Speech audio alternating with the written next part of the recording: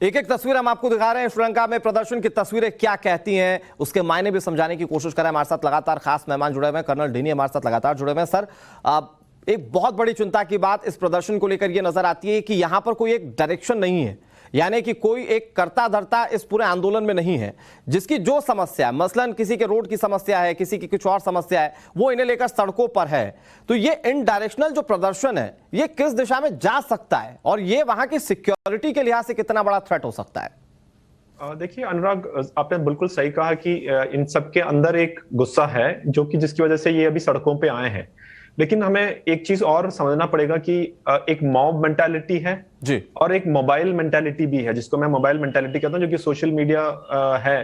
तो mob mentality तो है ही है जिसकी वजह से ये लोग कर रहे हैं, लेकिन आपने अगर ध्यान से देखा होगा सभी लोग जो है मोबाइल पे ये जो फेसबुक और बाकी सब चीजों पे शेयर कर रहे हैं।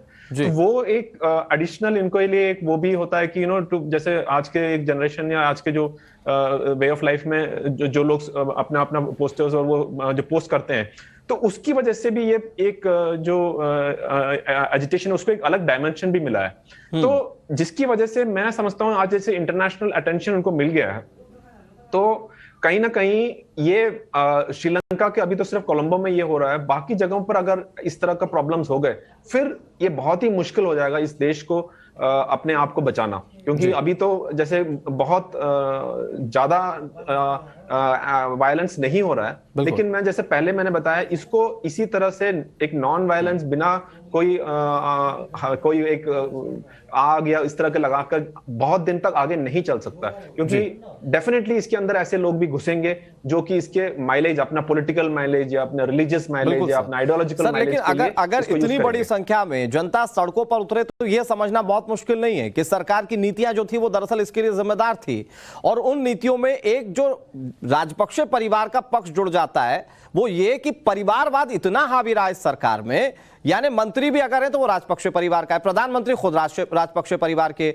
माफ कीजिएगा, जो राष्ट्रपति हैं वो खुद राजपक्षे हैं। यानी एक ही परिवार का जो वर्चस्व बढ़ता चला गया और उसके भरण पोषण के लिए जो कदम उठाते चले गए, शायद पूरे देश की जो तमाम चीजें थी उन्हें ताक पर रखते चले गए, और इसी वजह से आज देश इस हालत पर खड़ा है।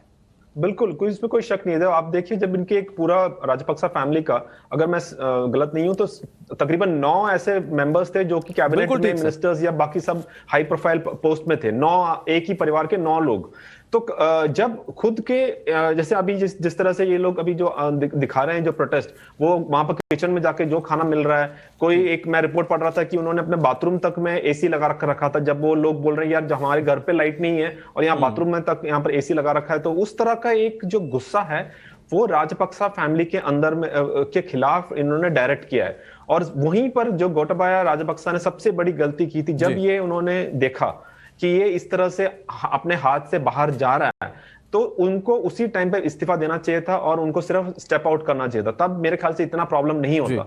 लेकिन वो किसी ना किसी तरह से पावर पे रहने के लिए, अभी भी देखिए जब इस्तीफा कर रहे हैं तो 13 तारीख को कर रहे हैं। 13 तारीख पता नहीं कौन सा एक ऑस्पिशियस डे है कि जिनको उस दिन को वो कर रहे हैं। क्यों नहीं उनको इमीडिएटली क्यों नहीं दे रहे? 3 दिन में तो पूरा एक दुनिया बदल सकती है। तो इस तरह से जो हर एक वो काम जिसकी वजह से वो किसी ना किसी तरह से पावर में रहना, ये आज का जो श्रीलंका में जो हुआ है उसका एक बहुत बड़ा कारण है। सर, एक आखिरी सवाल मैं आपसे समझता हूं, एक जो तस्वीर श्रीलंका से प्रदर्शन की सामने आई, कुछ प्रदर्शनकारी बिस्तर पर प्रदर्शन कर रहे हैं, कुछ पियानो बजा रहे हैं, कुछ स्विमिंग पूल में कूद गए, कुछ खाना खाने लग गए। सर, ये पूरे ग्लोबली हेडलाइंस बनी हुई है, ये इसके पीछे की वजह क्या हो सकती है? क्या वहां की जनता जो है लंबे समय से भुखमरी, गरीबी इस तरह से देख चुकी है कि इस तरह से लेविशिंग जब चीजें देख रही है तो इस तरह से टूट पड़ रही है? जी अनुराग, इसको ना मल्टीपल रीजंस हम मान सकते हैं। सबसे पहले मैंने जैसे कहा मॉब मेंटालिटी, उसके साथ में जो मोबाइल मेंटालिटी।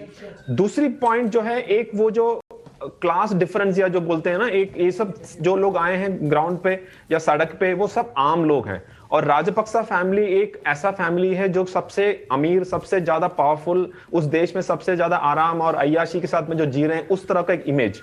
तो जब उनको मौका मिला तो उन्होंने वो उसको पूरा उसका जो फ्रस्ट्रेशन है उसको एक मजाक की तरह से, उसको एक ह्यूमिलेशन की तरह से उनको इस्तेमाल करने के लिए उन्होंने पूरा उसको किया। और तीसरी चीज एक स्पॉन्टेनिटी है उसमें। देखेंगे अगर आप देखेंगे एक बहुत सारे क्राउड जो है यंग क्राउड है, तो यंग क्राउड जिस तरह से भी होता है तो अपना वो स्पॉन्टेनियस तरीके से किया। तो ये मल्टीपल रीजन की वजह से जो दृश्य आपको दिख रहे हैं, मेरे ख्याल से उसका रीजन वो है। ठीक है सर, बहुत शुक्रिया, आपने बहुत अच्छे तरीके से समझा। अशोक सज्जनहार साहब का भी बहुत शुक्रिया, उन्होंने इन तमाम चीजों की बारीकियों को समझाया। लेकिन कोई देश अगर इस कगार पर पहुंच जाए तो आप ये समझ सकते हैं कि उस देश में किस तरह से चीजें अंदर ही अंदर खोखली की गई होंगी। जनता यूं ही सड़कों पर नहीं उतरती, ये बात हम सब जानते हैं।